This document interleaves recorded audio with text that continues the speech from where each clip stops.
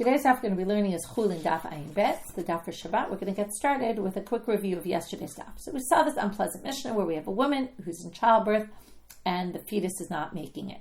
The fetus is no longer alive. The midwife puts her hand in to touch the fetus. The woman who touches the fetus, the midwife, becomes impure for 7 days, tumat meit. The mother is not tumat meit, doesn't have impurity of death, even though theoretically her body inside is touching the dead fetus. Only when the fetus comes out and touches the mother. When it comes out, then the woman becomes impure. Then we had the first statement of Rabbah. Rabbah talked about tum'ah blu'ah, about things that are inside the body of a person and how they don't, right? It's not mitameh. And then we brought the source, and then we went back at the end of the daf to Rabbah saying, I don't understand what Rabbah's whole thing was. It says it explicitly in the Mishnah. We talked about the ring, and if the ring is in the body, when the person goes in the mikveh, then the ring, right? We said if the ring is impure and the person goes in the mikveh and then eats truma, it's fine, right? They can eat their truma even though they have this impure ring inside, but when the ring comes out, the ring is actually still impure because it's swallowed, right? Things that are swallowed in a person's body are not considered impure while they're in there, and they're not purified while they're in there either, okay? So then we explained, after saying, what's the big chidush here?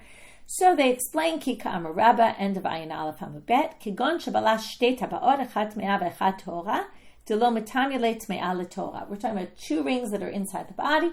One is impure, one is pure. The fact that they're together inside the body doesn't mean that the one that's impure is going to make the one that's pure impure. Okay? Nothing goes on inside there.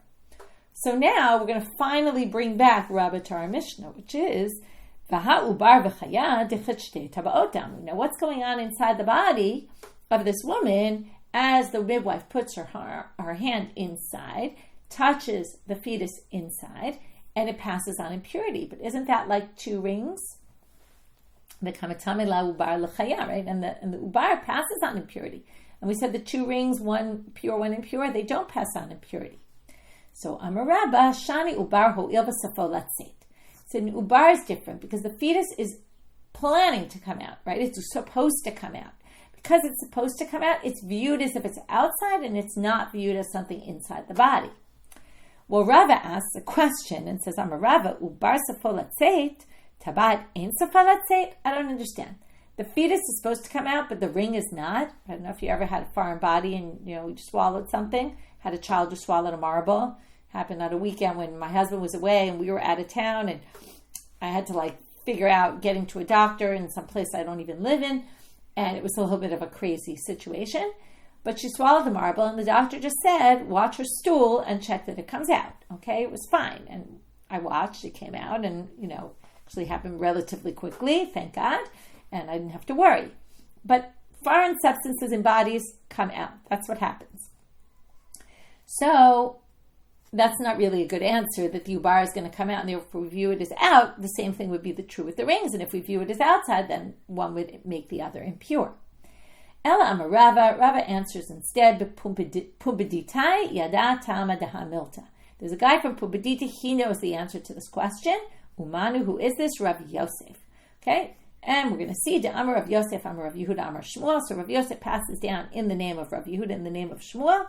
Tum'ah zo eina midivrei Torah. This isn't a tumah Torah from the Torah. It's not really impure, the fact that the midwife touched the body.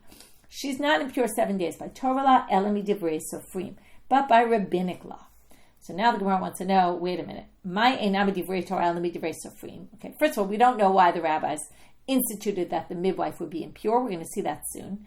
But before they get there, they want to know, why does it say specifically this language, this tumah is not by Torah law, but by rabbinic law? Why don't you just say, this tumah is by rabbinic law? Okay, if you know it's by rabbinic law, it's not by Torah law. So why do you use this strange language?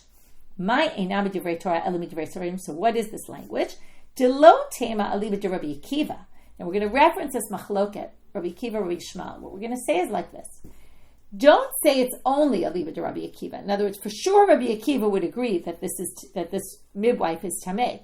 But actually he would be by Torah law. And that's why he's making reference, saying not only by, or not by Torah law, but by rabbinic law. It's almost like saying not only by Torah law, according to Rabbi Akiva, but even according to rabbinic law, according to Rabbi Yishmael. So let's see what that means. Don't say I'll leave it to Rabbi Akiva de Amar Ubar b'me'ei isha tameh. Rabbi Akiva holds that a fetus inside a woman is impure. Okay, Rashi explains he doesn't hold that Tuma Belua is not impure. In other words, too many double negatives. He thinks Tuma Belua, like the 2 rings, it is an issue. He thinks by Torah law, one ring will get the other impure. Okay, so according to Rabbi Akiva, of course the midwife would be impure. But afilu le Rabbi Yishmael de Amar Ubar b'me'ei isha tahor gazru bar tahor. Sorry, even according to Rabbi Yishmael, who says a fetus in the womb of the mother is actually pure, doesn't pass on impurity because of what we've been discussing, tum'ah blu'ah. This tum'ah in the body of a person is not, right? He thinks that's not impure. However, gazru ba tum'ah midrabanan. However, the rabbis instituted that the midwife will be impure on a rabbinic level. Why? Okay, why did the rabbis institute that she's impure? My time. What's the reason? Amar Rav Hoshaya, Gzeh Hashem yotzi vlad rosho chutz leprosdor. What are we worried about? Now, the baby, we're worried that the baby might put its head out of the womb. Now, when the baby puts the head out of the womb, the baby is considered born or outside the body. Now, if the baby were to put the head outside the womb and bring it back in, the baby's already considered as if it was out. And in that case, even Rabbi Yishmael would think, right, even if you don't hold by Tuma Belua, it's no longer Tuma Belua. Now, it's strange because it is inside now. But the fact that the head came out at first considers the child already born, as already being out. Okay, it's difficult to call the baby born. It's a stillborn. But the point is, it's already come out and goes back in. It's as if it's been out, which means that in a case where that were to happen, it would be completely impure. If the midwife were to touch it, she'd become impure by Torah law. Now, what's the concern here? We don't know that the head came out. Neither does the midwife. Maybe she missed it. Maybe she wasn't there at the time that the head came out. Maybe the head came out and went back in. Because of that concern, we're going to say there's Tuma midrabanan. In other words, they made a gzerah. Anytime a midwife touches a fetus inside, we're concerned that maybe the head came out at some point. Okay, that's the issue. So now the Gemara says, Yihachi shanami. Well, then why don't we say that the mother is impure? Because if the head came out, then basically the baby came out, and then let's say it was right, it was dead. Okay, because we're talking about the dead fetus came out with the head went back in, and now the woman herself should be impure. So now we don't know the head came out, but the assumption is, why don't we make Tuma Derabanan and say the mother out of Safek, right? Maybe the head came out. So they say no. Ishamer Gesha Batzma. The woman feels the head come out. She'll know if the head came out. The midwife might not have paid attention, but she might not have been in the room at the time, but the mother for sure will know. So that's why we're not worried. If she knows, then she knows, and she's impure. If she doesn't know, right, then it must not have happened. So the Gemara says, wait a minute. If the mother knows, and here's the best part of the sugya, I think, why doesn't she just tell the midwife? And why are we going to say we're going to institute a gzera that if the midwife touched the dead fetus inside, we're going to make the midwife impure just in case maybe the head came out? Well, the mother would have told her, right? Or she could tell her, listen, the head came out, you're now impure. To which the Gemara answers, this is the best line, Trida. Okay, finally, after this whole sugya, right, you see that there's a little sensitivity to what's going on here. The mother is truda. First of all, okay, what does it mean truda? She's bothered, she's focused, right? Okay, first of all, take any woman in childbirth. Okay, you're not really thinking about the midwife and is she impure or is she not impure, right? Let's be real here. So, and not only that, but it's obviously a difficult childbirth. Something's going wrong. The child has died. Whether she knows or not, we don't know. But the point being, right, I guess she does know. Otherwise, why would she be telling the midwife that the head came out? It's all for impurity purposes, which is only because the fetus is dead. But she's obviously very disturbed and very upset about what's going on. She's definitely not thinking, let me let the midwife know that she's actually impure now because the head came out at some point. So that makes a lot of sense. And finally, you see they're relating to the situation of, this is not an easy situation for the mother and what she's going through. Okay. Now we're going to move on to we're going back a little bit to what is this machloket Rabbi Yishmael and Rabbi Akiva? Where did it come from? So if you remember, what did we say? Okay, until now, let's just review what we did. we took this statement of Rabbah about the Tuma Blua, we explained what it's talking about, and we explained it's talking about, in the end, we concluded it's talking about the 2 rings, otherwise it's really not adding anything on to what the Mishnah had already said. Then we said, but how does that fit with our Mishnah, where it's a case of Tuma Blua? And now we said, right, Rabbah tried to say it's because the ubar is supposed to come out, well, so is the ring, so that's not a good example, a good explanation. Rabbah quotes Rav Yosef, who said, it's a rabbinic decree. We're going to make her impure in case she didn't realize the head came out, and if the head were to come out, she'd really be impure, so we're going to just always make her impure if she touches the dead fetus. Now we want to know, and this was all based on, remember when he said it's not Torah, it's rabbinic, what we really meant was, well, according to Rabbi Akiva, it would be Torah, according to Rabbi Shmuel, it would be rabbinic. It actually could be both, according to him. He's saying it's not only according to Rabbi Akiva that we're going to say, because Rabbi Akiva doesn't even have this halach of Tuma Blua for sure. He would think it would be impure, but even Rabbi Yishmael would think it would be impure from a rabbinic perspective. So now, my Rabbi Yishmael and my Rabbi Akiva. Where's this machloket and what's the machloket about? Titanya. V'chol asher yiga al pnei hasadeh. Okay, this is a pasuk that talks about impurity of the dead. It says anyone who touches something on the field, whether it's a halal cherev or b'meit, whether it's a sword that killed the dead body, or the person, or the dead body itself, the corpse, o be'etzem adam, o be'kever, okay, etc., yitma shivat yamim, will be 7 days impure. So why does it say al pnei hasadeh? It should just be a grave, wherever it is. Why on the field? Okay, which sounds like it's talking about something not exactly right. Usually it's in the ground. Lahutzi ubar b'me'ei isha. So they say, what's al pnei hasadeh? To say things that would be out in the field and not something that's dead inside a person's body, which is this fetus. So this fetus is not going to pass on impurity for 7 days, and that's Divrei Rabbi Yishmael. And that was the source for Rabbi Yishmael, who said this is not tamei, okay, because it's inside the body. Rabbi Akiva learned something else from this pasuk, which means he doesn't learn what Rabbi Yishmael learned. L'rabot golel v'dofek. Okay, this is to include, okay, there's different interpretations of what golel and dofek are. They come up in a bunch of sugyot. But this seems the most realistic interpretation, or is the Rambam, who explains that we're talking about the cover of a burial cave. They would put stones to cover the opening of a burial cave, which is the way they mostly buried people in those days. And the dofek is the walls of the burial cave. Okay, now those are matami. That's what it means. Al pnei hasadeh. They're out in the field. In other words, the caves, the closing of the cave, the wall of the cave. They're also pass on impurity, and that has nothing to do with our topic. For Rabbi Yishmael, what does he do with golel v'dofek? Where does he learn that it carries on impurity? Because everybody thinks that. Golel v'dofek hilchta gemirale. He has a tradition about it that's impure, but it's a tradition. Okay, kind of like a halacha l'Moshe Messina kind of thing. It passed on, and that's how, but not actually from the Torah. For Rabbi Akiva, okay, so now what are we left with? We show what Rabbi Akiva learned from that pasuk, but where does he learn ubar b'me'ei shatamei? But where does he learn that a fetus inside the woman's body will be impure? Okay, we know he doesn't exclude it. We got that because he excludes something else from that verse, or he actually includes something from that verse. But whereas Rabbi Yishmael excluded the halacha of the fetus, but where does Rabbi Akiva get that it is going to be tamei? Midoraita minale, right? By Torah law, where does he get it from? Amar Rabbi Yoshaya, Amar Kha, hanogea b'met b'nefesh. Okay, this is someone who touches a dead body in his soul or something. It's very strange, hard to translate this. Okay, anyone who touches a body in the soul of a person, okay, it's very weird. Asher yamut, okay, and then if the person dies, and then the pasuk continues to say, basically means you're impure, and if you go into the temple in that status, well, you shouldn't do that, right? You're going to get curried. So anyway, the point being, what is hanogea b'meit b'nefesh adam? What is a dead body that's inside another person? This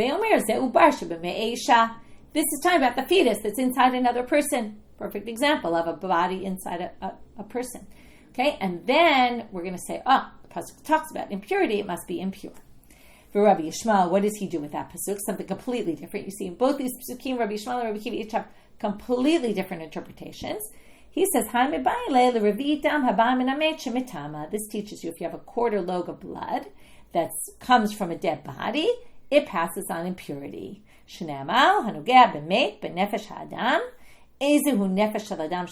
What is, if you touch a dead body in the soul of a person, what is the soul of a person that's mitame? Okay, what do you think of the soul of a person? Well, it's the blood going through the body. Okay, this must be talking about a quarter log of blood. And that's where he gets it. Now, just finishing off this ping pong back and forth, Rabbi Akiva, why doesn't he read the pasuk in that way? That's talking about a quarter log of blood. Because lita'amei, he's actually consistent with something he says elsewhere. Da'amar af revi'i dam haba mishnei metim mitama'a be'ohel. He says, even if you have a quarter log of blood, not just from one person. Now, if you learned it from the other pasuk, it would be nefesh adam. It would be in one person's body. You would need a revi from one person's body. Rabbi Akiva says, even if you have a quarter log that's made up of two different bodies, it's still going to be matame. So he doesn't learn from the other pasuk, because the other pasuk would presume one nefesh, a person from one soul of a body, meaning only one person's blood. But he learns, Rabbi Akiva, that it's from two people, would even be matame in a tent, meaning if you have it in your house, everything in your house becomes tameh. Quarter log from two bodies. Titania, Rabbi Akiva, a log, remember, is a liquid volume measurement. Titania, Rabbi Akiva Omer, minayin lerevi dam haba mishnei mitim shemitama'a ba'oel. Where do you know the revi of blood is mitame in an oel? Right, that comes from two bodies. Shenemal va'al kol nafshot meit lo yavo. Don't come upon, right, on this is talking about a Kohen. He shouldn't come near nifashot meit. Okay, this is, right, only his mother and father.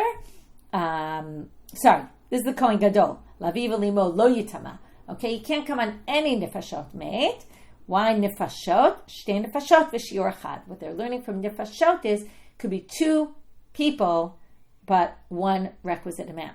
And again, this is saying the Kohen Gadol can't become impure too, which means that if someone were to become impure, they would become impure to the dead by coming in contact with this, right? The whole thing here is the Kohen Gadol is not allowed to become impure to a dead body. So he can't be near two bodies, even if it's, right, one requisite amount from two bodies. Okay, but anyone else would become impure from that, and that was just the ping pong back with Rabbi Akiva and Rabbi Yishmael, how they each read the psukim. Now we get to a new Mishnah. Behema hamakasha leleid. Now we have an animal who's struggling during childbirth. Okay, trying to give birth to an animal. It's not working. Hotzi ubar et yado. So the fetus, okay, the animal inside, puts out his hand. V'chatacha. And somebody cuts it off. Now, achar kach shachat et imo. Now, after they slaughter the mother. Now, there's an interesting law called a ben pikuah. This is that if you slaughter a mother with the fetus inside, when the mother, so the mother's slaughtered, the fetus is considered part of the mother's body, and you can eat that meat without slaughtering it. Okay, it's permitted. What's the problem? It's only the meat that was inside. Now, this arm went outside, and then you cut it off. So the first thing to know is that when you cut off the hand, so now it's called Ever Min HaChai, because you cut it off from a live animal inside the mother's womb. Some people say even if the mother's not alive, the animal is considered secondary to the mother. So even if the fetus isn't alive, the mother's alive and the animal is considered alive because of it. And that makes, number one, the arm called Ever Min HaChai, which is, right, a limb from a live animal, which is forbidden and also carries impurity. But the meat inside is not going to be impure. That's what it says, habasar tahor. Okay, the meat inside is not going to be impure. Why? Because the animal, as I said before, was considered alive, whether it was alive or not, either alive because the mother was still alive, because remember, the shechita happened only after. So, or because the fetus itself was still alive, and live animals don't contract impurity. So while it was being cut off, it touched the animal, the rest of it, right, because it was attached, it was connected, but it doesn't matter, it doesn't pass on impurity because the animal was still alive. And you can't pass on impurity to a live animal. Only dead animals are food, and because they're food, they can become susceptible to impurity. But shachatet imo, if you slaughtered the mother first, but the hand was already out, but you didn't cut the hand yet. V'achar kach chatacha, and then you cut it off. Habasar magan nevela. Now at this point, there's two ways to read this. Either it's still Ever Min HaChai, or perhaps it's just a dead body because the animal inside is now kosher, even without slaughtering, but the hand was not, and it's part of a dead animal because the animal was slaughtered already, the mother, which then I guess killed the other, the fetus, and then the arm is cut off from that. Well, that's a nevela. And now, because it was cut off, but it was connected, so it's havasar magan nevela. It's like a nevela touching the dead animal. Okay? Now, so the meat that's inside is now going to become, now remember, the meat is permitted. You can eat it, but it's now impure. Okay? Because it has tumat nevela. Because it was touching the Ever min Achai. Now, there's a debate here whether it's really a nevela, because maybe the animal was dead already, and cutting it off, it's considered nevela. Some people think, no, even if the animal was alive, it's an Ever min Achai. And Ever min Achai carries impurity like a nevela. It just didn't make the animal impure in case number one, because the animal was still alive. Now, if the animal's dead, or the mother's dead and the animal's considered dead based on the mother, which also you could say, even if the fetus isn't dead, but since you can eat it as is, it's it's basically considered like it's dead, and its meat can be eaten. Because of that, it can pass on impurity. So it's going to have tumat nevela either because the arm was Ever min Achai or because the arm was a nevela. Okay, there's a machloka rishonim about that. Divrei Rabbi Meir. That's Rabbi Meir. Chachamim omrim magat trefa shchuta. No, this isn't magan nevela. This is like if you had an animal that was a treifa and you slaughtered it. Now, if you slaughter an animal that was a treifa, so it doesn't have impurity. It does, though, sort of. It has a rabbinic impurity, which is an impurity Rashi explains. It's midurabanan b'mukdashim. The last words of Rashi on this page. It's only relevant for sacrifices. So if this was a sacrifice, it would be impure according to the rabbis. If it's not a sacrifice, there's no impurity at all. Because a treifas usually doesn't make things impure, right? So here we have what they're basically saying is, it's true the hand was out, and the hand is not allowed to be eaten. No one thinks you could eat the hand, because it wasn't in the body when that mother was slaughtered. That only permits the meat that was in the body. But the meat inside is impure, does have an impurity. Okay, so number one, you can't eat the arm, but the arm is still considered, right, like it was separate from the body. It's not permitted to eat. But because you slaughtered the mother and the arm was coming out of the mother, it's kind of like you slaughtered a treifa. Okay, it's kind of like it was slaughtered, which doesn't permit it for eating, but it removes the impurity. But it does have impurity that if it touches something else, which here it touched the rest of the meat, it makes the meat impure if it's sacrificial meat. That's the main point. Okay, but it's not tumat nevela. That's really even what's more important here. So turning now to Amud Bet, we're going to continue in this Mishnah and this argument between Rabbi Meir and the rabbis. And the rabbis bring an explanation to how they got to what they got to. Say, ma matzinu b'treifa sheshchitata mitaratan. Now in a treifa, what do you see? If you slaughter a treifa, the shchita removes the problem of nevela, right? What is nevela? It's an animal that dies on its own. Now here you slaughter an animal properly, but the animal happened to be a treifa. It had a problem in it. We spent a lot of time on that at the beginning of the Masechet. And the treifa, or not even the beginning, in the middle too, the treifa, the shchita permits, and it removes any level of impurity. It can't be eaten, but it's not impure. So av shchita behema, so likewise here, the slaughter of the animal, of the mother, to teher ta'ever, should permit this limb to not be impure. Amar lahem Rabbi Meir, lo, im tiara shchitat treifa uta, davar shegufa. I'll accept that the shchita of a treifa removes the impurity. Why is that? Because you're slaughtering the animal and you want to make the rest of the animal, right? You want to say the slaughtering of this animal is made it pure. And it affects the whole animal because you slaughtered that animal. But to tahera ta'evel, davar she'eno gufa. But this limb is not part of its body, right? Because the limb, it would only be part of the body because it was inside the uterus.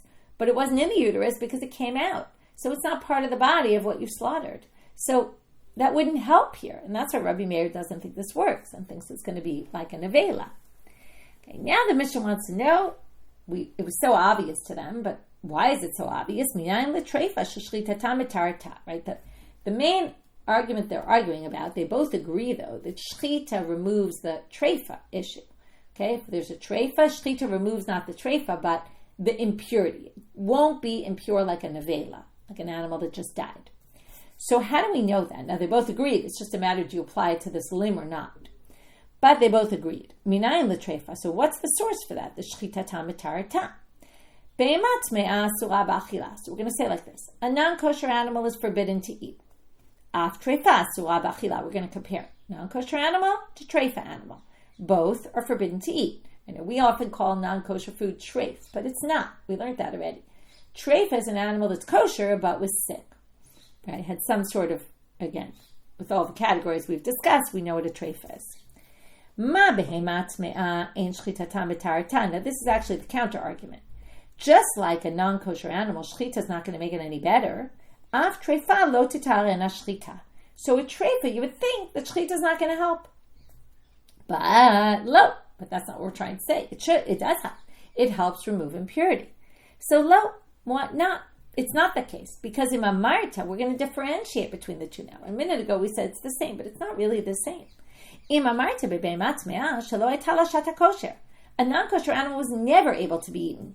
Tomar b'treifa shayta l'shat kosher, but a treifa was able to be eaten until it broke its leg or something went wrong. Okay? To which the Gemara responds, the Mishnah responds with a counter argument. Take away your argument. Take what you just brought. Because what if it was born a treifa and it never had a shata kosher? What you're going to say? The shechita doesn't remove the tumah? Of course it does. But according to your logic, it shouldn't. Because if your logic is the only reason why this works is because it was once permitted to be eaten. If it was born a treifa, it was never permitted to be eaten. To which they answer, lo. If you take a non-kosher animal, you can never slaughter it. Not any type of, pig, let's say. You can never slaughter. But tomar b'treifa sheyesh b'mina shchita. But if I have a cow that happens to be born sick, okay, the calf is born sick, but other calves I can slaughter, so it has within its type something that can be slaughtered. That means it has a shata kosher, has a time that it could be eaten. It could have been eaten, even though this one not, but one similar to it. But there's one exception to the rule, and with that we'll finish the Mishnah, which is ben shmone. Okay, if an animal is born within 9 months and not 8 months and not 9 months, so a not full-term animal. Okay, this is by large animals, which have a gestation period of 9 months, as opposed to small animals like sheep, which have a gestation period of 5 months, and then it would be 4 months. Okay, but if it's born before its time, we assume it's not viable, so it's a treifa. So ben shmona chai, if we had an 8-month animal that was still alive, even though we consider it a treifa because it will die, and then you slaughtered it, ein shchitato mitarato. Well, the shchita is not going to help it, lefi she'ein b'mino shchuta, because there is no type of 8-month baby, 8-month born animal, which is going to actually survive. So that case, you wouldn't actually say you would basically say that even if you slaughtered a kosher slaughter, the animal is impure, besides not being kosher. Okay. So that was a long aside. We got off on something. We got sidetracked. But the real case was, if you remember, we have the ubar puts out its hand. We slaughter the mother. Right? If we take the second part, we have a machlok of Rabbi Meir and the rabbis. That's the one we're going to come back to now. If you slaughter the mother and then cut off the arm is basically mitame, the inner meat, which is already meat and not alive anymore. It's going to be mitame tuma maga nevela, okay, either the nevela is touching it or treifa touching it, which would only be for sacrificial meat. Okay, so now the Gemara wants to know amai, but why? Tuma beit hastarim hi. This is tuma that's under the surface. Okay, it's a little different from tuma blua. That's in the body of a person. Tuma beit hastarim, we're going to see in a minute, or in a few minutes, is not exactly under the body. It could be in the body, but it's anything concealed. You can't see. So this is tuma. Now, what's happening? We're assuming here that Ever Menachai that you're cutting is attached to the body at some point before you finish cutting it. And through, under the skin, it's connected. And because of that, it's touching underneath in a concealed place. V'tuma beit hastarim lo metanya. And tuma beit hastarim is not metame. So now they're going to suggest, Lema Rabbi Meir l'tame. Maybe Rabbi Meir holds like his own shita. And maybe Rabbi Meir and the rabbis who have this argument, whether it's Tuma Maga Nevela or Maga Treifa, they both agree that there's some Maga, but maybe that whole thing is according to Rabbi Meir only, and not Rabbi Yossi. So even the rabbis are going to hold by Rabbi Meir on this issue. It seems like. We're going to say, and then we're going to basically say, not necessarily. So let's set up why we think this is Rabbi Meir, not Rabbi Yossi, and then we'll see two possible explanations why it could be Rabbi Yossi as well. Basically differentiating between this Mishnah we're going to see in Kalim and our Mishnah here. The case in our Mishnah with the animal. Okay, Ditnan. Okay, here we're going to talk about Tumah Beit Astarim in a cloth. It's a little bit strange to think about, but we're going to have a cloth that we're going to cut in half, and we're going to say they were connected through the threads inside, okay, where it was concealed, because you don't really see the connection. When you have one piece of cloth, you don't really see how they're connected. That's the way they're going to view it, because the connection is kind of underneath the, inside the threads, something like that. Okay, they're going to view a cloth that's cut as they were once connected, but they were connected through this method of Beit Astarim where it was hidden. Okay, so they're going to say like this. You have something 3 by 3 handbreadths, okay? 3 by 3. That's the minimum measure for something to be what we call Tumah Midras. Midras is if a Zav or a Zava sits on something, they're going to make it have impurity or nida, okay? Impurity. But it's only if it's something that is used for sitting on, and nobody sits on something that's less than 3 by 3 handbreadths. So it has to be a minimum amount of 3 by 3 handbreadths to have the Tumah of Midras. So let's say I have a cloth that a Zav sat on, and now it's Tamei Midras. And then it was Nechlak. Somebody cut it in half. Now each side doesn't have 3 by 3 anymore, because it was only 3 by 3 to begin with. So now, Tahor Min Midras. The Midras leaves it, okay? It doesn't have Tumah Midras anymore, which is actually Avatuma. Okay, it's a high-level impurity. The Zav sits on something, it has the same status as the Zav. Aval Tamei Maga Midras. But it is Tamei because it touched a Midras, meaning, okay, you have to think about this. When I cut this cloth, it was 3 by 3. When I cut them, it was as if they were connected before, as if each one touched the other. So we have something that was Tamei Midras, and then we cut it. It's no longer Midras, but each one, now if a Midras, because it's an Avatuma, touches something, it could turn a vessel, a cloth is like a vessel, into a Rishon, okay? So it passes impurity to a vessel. So now what they're going to say is when you cut this, basically you're detaching two things that were connected, and because it was Midras before, it's like as if, again, it's a little bit weird to think about, as if each part touched the other part and made it impure. So now we have two small pieces of cloth that are not big enough to be Tamei Midras, but they are viewed as if they each touched each other when the other one was a Midras, and they're each Tamei as if they touched a Midras. So they're not an Avatuma, but they're a Rishon, which is one level below, first degree impurity. Now, Amar Rabbi Yossi, okay, we get rid of the word Tanya. That's all Divrei Rabbi Meir. Okay? Amar Rabbi Yossi, be'eze midras naga zeh. What do you mean? They didn't touch a Midras. First of all, if they were touching at the end, you cut them already. They're too small. Nothing's Midras anymore.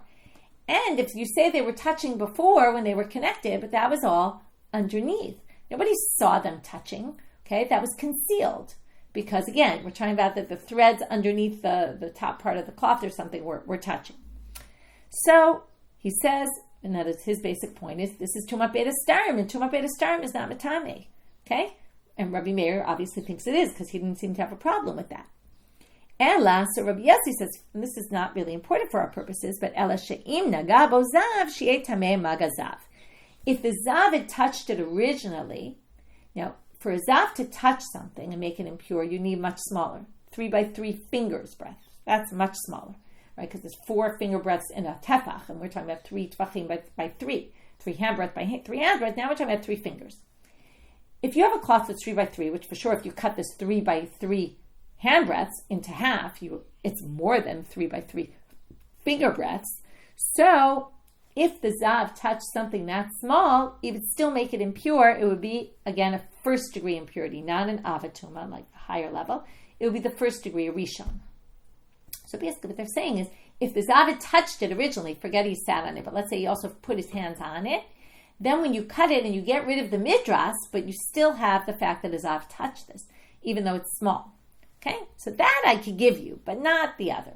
So basically what they're saying is the Mishnah, it seems so obvious that the arm, right, of the fetus touched the body and it touched it underneath, under the skin, seems to imply Tumah Beit Astarim is a problem, which would only be Rabbi Meir and not Rabbi Yossi.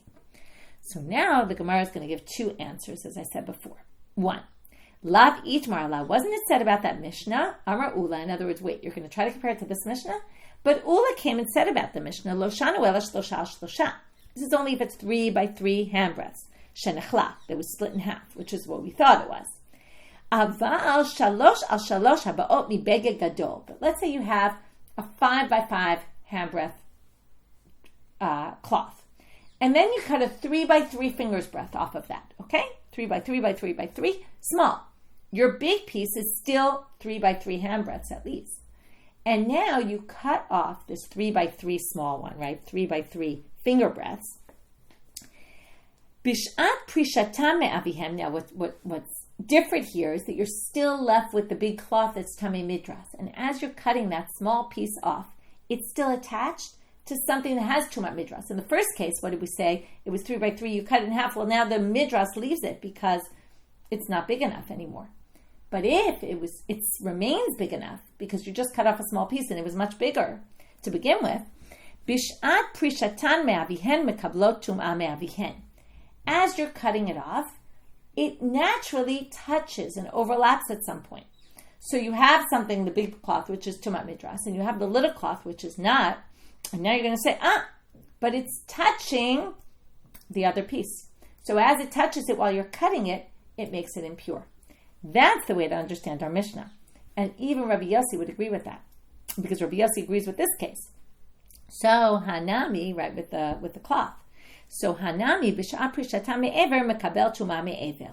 When you're cutting off that limb of the animal from the rest of the animal, it's touching as you're cutting it. So as you finish cutting, they kind of end up touching at some point, and that passes on the impurity. So it's not an issue of beit hastarim, basically. It's not concealed, it's out in the open.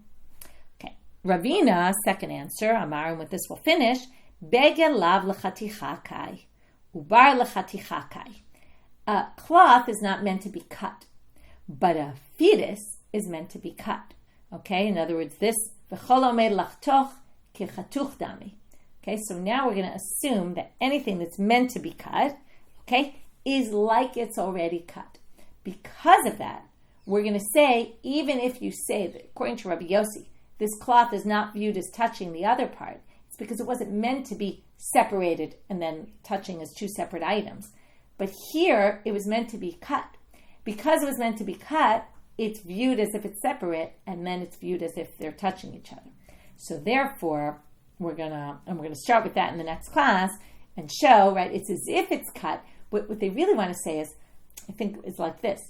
We claim that it was under the skin where it was touching, the arm to the body. But what they're basically saying is, no, it's viewed as if it was cut and touching outside the body because it was meant to be cut off. And because of that, it's going to be tamei anyway, even according to Rabbi Yossi. And that resolves the problem. Is the Mishnah only Rabbi Meir? No, the Mishnah can be explained like Rabbi Yossi as well. Okay, so what did we do today? We started with the connection between Rabba's statement of Tuma Belua and our case where it looks like it's Tuma Belua, right? Both cases today talked about things that are hidden, just a little bit different. Tuma Belua is inside a body. Beit Hastarim could be in a body, but not only in a body, and there's some other differences between them, which I'm not going to get into right now. But the Ubar and the Chaya, we said it is passing on impurity, and in the end we explained it's really only on a rabbinic level, or according to Rabbi Akiva, who says there is Tumah Belua, even by Torah law. But even if you go with Rabbi Yishmael that there isn't, here we're going to be worried because maybe the head came out and it was already considered born, even though the head went back in, and that would be a problem, right? That would then be mitameh. And then we moved after getting into what's the machlok of Rabbi Yishmael and Rabbi Akiva, and doing a ping pong back and forth with how they each derive their opinions from the psukim about whether the ubar inside the mother is tameh or not tameh. Then we moved on to the new Mishnah of the Behemah with the ubar putting its hand out. We saw the two cases. If you cut it off first when the animal is still alive, it won't pass on impurity to the animal because it's a live animal. Live animals don't contract impurity. But if it was done after the mother was slaughtered, then there's tumah going by. Is it tumah devela or tumah treifa? That's a machlok of Rabbi Meir and the rabbis. We had a back and forth. What their proof was, right? Does shechita protect it from, just like in a treifa, it would protect it here, or not? And then we had you know that in a treifa case, the shechita removes the impurity of a nevela, and we saw that proof because it had a shat kosher, except for the one case where it doesn't, the 8-month-old, the animal born the 8th month. And then we asked, isn't this all Tumat Beit Estarim with the way it's touching? And we resolved that in 2 different ways to say how it could work with Rabbi Yossi's opinion as well. With that, we finish for today. Wish everyone a good day. Shabbat Shalom and Shavua Tov.